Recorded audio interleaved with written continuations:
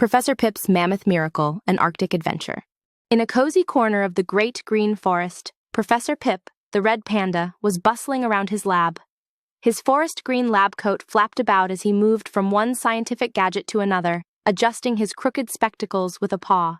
Today was an exciting day. Professor Pip was planning an Arctic adventure. He had read about woolly mammoths and dreamed of seeing them roam the Arctic tundra once again. Before setting off, Professor Pip gathered his friends around a large, old oak tree. "We're going to learn about cloning," he chirped cheerfully, pulling a dusty book from his coat pocket. "Cloning is like making a copy of an animal," Professor Pip explained, pointing to pictures in his book. "Scientists can use DNA, which is like a blueprint of life, from animals that lived long ago."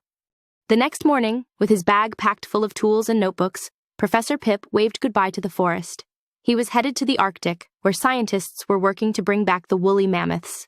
Arriving at the chilly Arctic research station, Professor Pip met Dr. Snow, a brilliant scientist. She showed him a piece of woolly mammoth fur preserved in ice. "This fur holds the DNA we need," Dr. Snow said, handing him a magnifying glass. In the lab, Professor Pip watched as scientists carefully extracted DNA from the fur.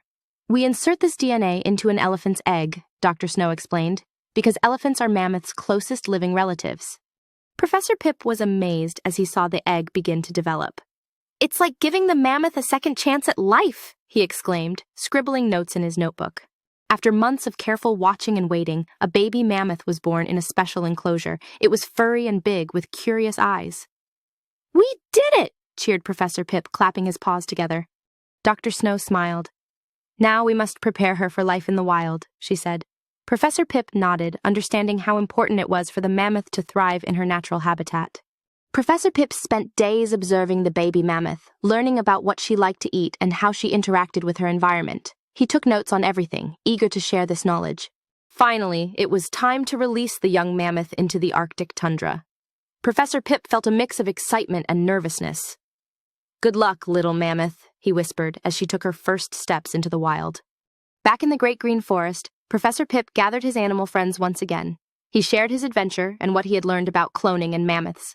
"By helping extinct animals, we learn more about our planet and how to take care of it," Professor Pip concluded, closing his dusty book. His friends listened, wide-eyed, inspired by the wonders of science and nature. And high in the Arctic tundra, the young mammoth roamed free, a symbol of hope and science's incredible journey.